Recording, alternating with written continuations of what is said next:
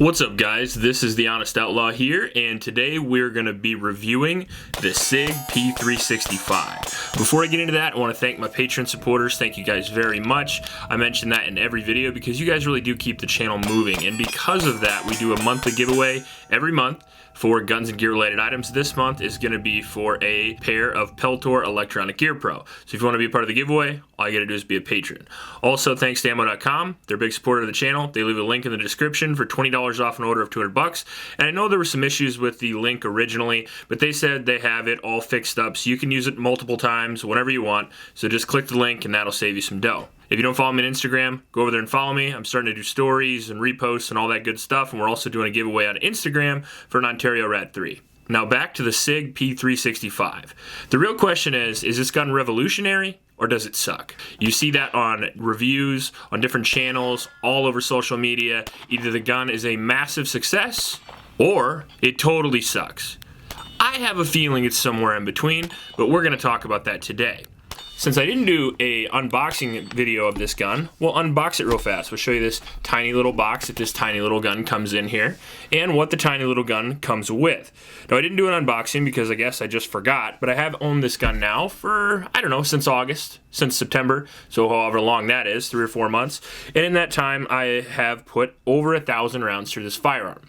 A lot of times I do 500, especially for smaller guns like this, but this gun has a lot of controversy around it, so I wanted to put it through its paces and at the very least put as much as the Military Arms channel did. I want to mention that I have talked to Tim from the Military Arms channel discussing the ins and outs of this gun and some of his issues with it as well. Plus, I've also watched several other reviews of this gun, like 5 or 6, just to make sure I have a more broadened perspective instead of just this particular sample, because that's mostly what you're going to get at my channel, and that's still mostly what you're going to get about this review. I will reference some of that information, but the hard evidence that I have comes from this gun and this gun alone, because it's the only one I actually shot and tested. Now, the unique part about the gun is even though it's so small, it carries 10 plus 1. 10 rounds of 9mm in this magazine plus 1 in the tube, giving you 11 rounds of firepower in a gun similar in size to a Glock 42. We're going to do a little bit of size comparison in this video as well, but I'm actually going to do a totally separate video that I'll release a couple days after this, where I go in depth about comparing the sizes of the other carry 9mm I have and also how it shoots in comparison to them as well. We'll talk about that a little bit today, but we'll get into more in depth in that video. Even though it's tiny and it holds 10 rounds, that may not sound like much, but it does have the same capacity as this gun.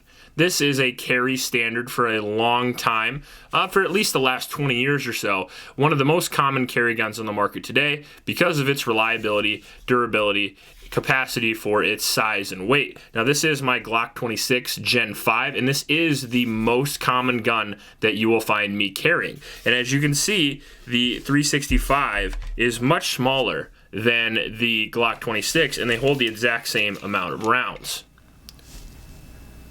You can see it's thinner, it is shorter, and it is lighter as well. And the gun itself is even smaller than the Glock 43, which is a single stack Glock that only holds 7 rounds. So 4 less rounds and still bigger than the Sig 365. The Sig P365 is 1 inch wide, 6 inches long, and a featherweight 18 ounces. It really is one of the first true 9mm pocket guns. Now, I know if you have a cargo pocket or something like that, you can carry a 9mm in the pocket fairly easy. Hopefully, if you're going to pocket carry, you're going to carry it with a pocket holster. That way you don't negligently discharge your firearm into your nuts or your knee or whatever vital appendage that you hit with this. So make sure you use a pocket carry holster, one that's decent, not those shitty ones that you can buy for like 10 bucks. Not only that, but it does come with some features as well that makes it pretty cool. It comes with front cocking serrations if you want to do those super sweet press checks on your tiny little carry gun. The controls themselves are very sleek and very tight to the gun. As you can see, the magazine release does work really well. However, if you look from the top, it's very, very hard to distinguish from the frame. Same with the slide release. Works really well, but you won't be hitting it by accident because it is very sleek to the frame. Now, one thing I really like about this gun are the sights that it comes with.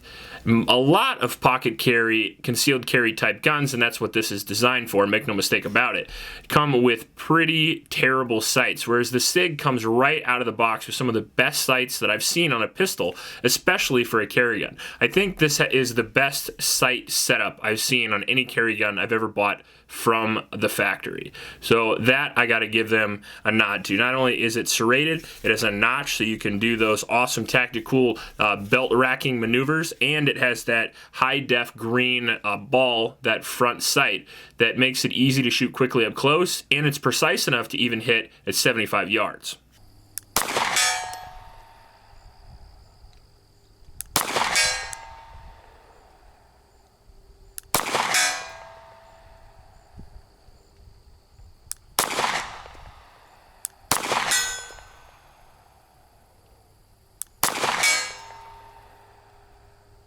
Now, I said this is for concealed carry. It absolutely is. I see no other job for this gun other than concealed carry. However, it can flex into something like home defense. If you are, let's say, a single mother, or you're on a budget of some kind and you can only afford one firearm, but you want a high quality firearm, you could get something this size, and if you had slightly smaller hands than, let's say, me, it would be a little bit easier for you to shoot. You could easily use this with something like a TLR, one of those stream lights that stick to the trigger guard, and you could use that as a home defense light. You could do the FBI thing if you wanted to. You could make it work, although make no mistake about it, it would not be ideal. There are tons of guns that flex into concealed carry home defense roles better than this particular one does.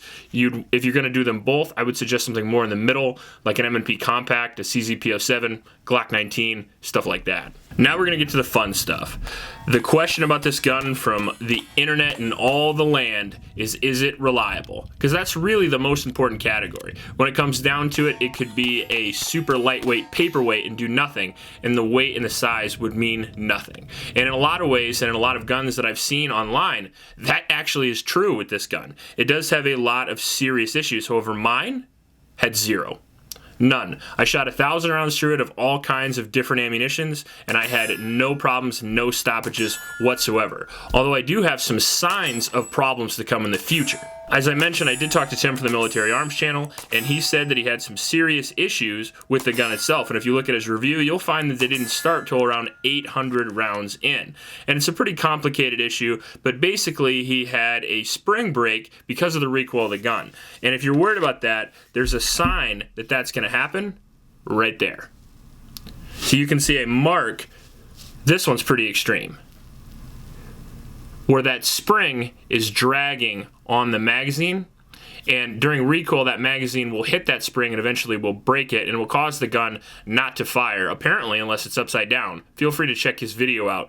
I might even leave a link to it in the description below, because it's very informative on the malfunctions and problems that you're going to have with the Sig. Of mine exhibits the signs that could likely happen as well. Not to mention, the other issue that a lot of people are having is the drag on the primers. So if you look at some of the spent cases, I did post an Instagram video or picture or something or other about this, that I'm experiencing some pretty serious striker drag on the primers as well. Now that's the other big, real glaring problem with the 365, and they said they fixed that with the new gens. Now the problem I have with that is this gun was made in August, after they said they'd already fixed the striker assemblies, which fixed the issue. Now, as you can see here, in all of these cases, I have some pretty reasonable striker drag. And I know that lots of small pistols have striker drag, including the Taurus G2C here, and even the Sig P238, or P938, my bad. The 238 is the little 380 version of this. But none are as bad as the 365. They don't drag all the way to the edge of the primer. And the problem with that is it can break your striker.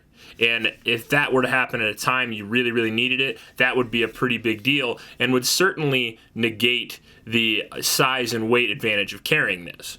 The other issues that have been reported as well are going to be recoil assemblies that broke after a couple hundred rounds and had to be sent back. Other problems include dead night sights right from the factory, and lots of light primer strikes with steel cased and brass case ammunition.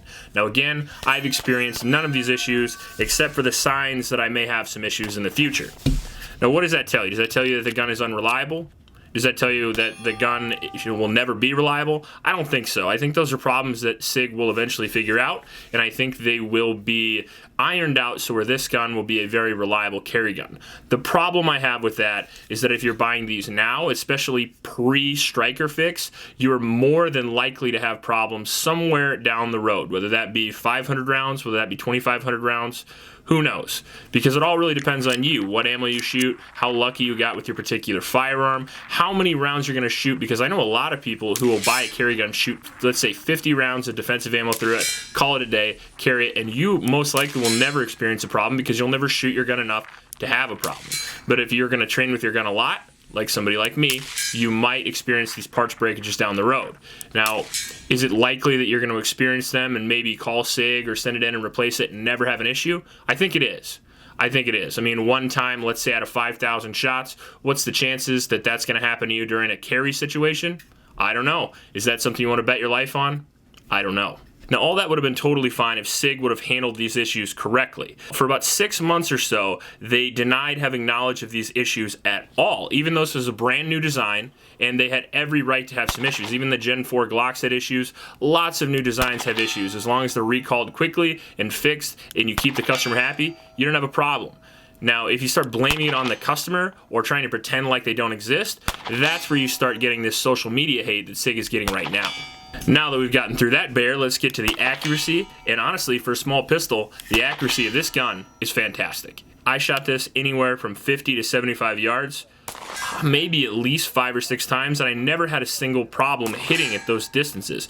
And that's because A, I'm calm and I'm not stressed. I'm not saying you're going to be able to do that in a self-defense situation, but just regular shooting, the shooting is made easy by, again, those excellent sights and the pretty awesome trigger. That's another thing that really impressed me about the Sig, is that the trigger, I know a lot of people don't like the 320 triggers, but this feels like an even better 320 trigger to me. It's very light, very crisp. The reset isn't bad at all. It's definitely better than any stock Glock trigger I've ever had. And not PPQ good, but it is very, very good. Probably as good as you'd want it to be for a carry gun. You wouldn't want it to be super light and super short for a carry gun in the first place, especially because the new common thing is carrying appendix, and what happens if you have a negligent discharge in that area? I can tell your wife's not going to be pleased. The trigger is, I think, just perfect for this carry gun. The ergonomics of this gun also are pretty excellent. The texture is really, really good. For a carry gun, that's about as much as you want. I wouldn't, this is one of, 3 guns I've ever held where I think the texture is good. The ergonomics are good. You can dig right up in your hand right there. And even though my hands are large, I say that in every video, but it matters, they can keep most of my pinky on the grip on the 365 with the pinky extension. That's all I'm really asking for. I can shoot with just 2 fingers, that's just fine with me, but I can get just a little bit of that pinky on there, and that makes it all the more controllable. And you're gonna need it too, because the problem is not accuracy with the Sig, the problem is just a little bit snappy. The gun is 18 ounces, and it shoots a 9mm cartridge, so physics being the bitch that they are, you're going to have a little more of snappy recoil than you are with a gun like the Glock 26 or even a gun like the Taurus G2C, which are a little bit bigger. You can see the grip's a little easier to hold on to, and they just manage that recoil better, and they shoot quicker under stress than this gun does.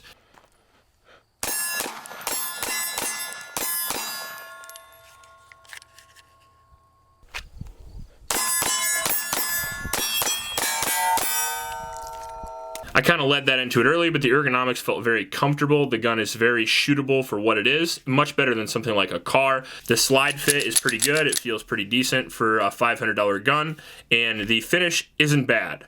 I mean, I would say it's probably better than the Gen 5 Glocks, and I would say it's probably better than the current model of Colt 1911s.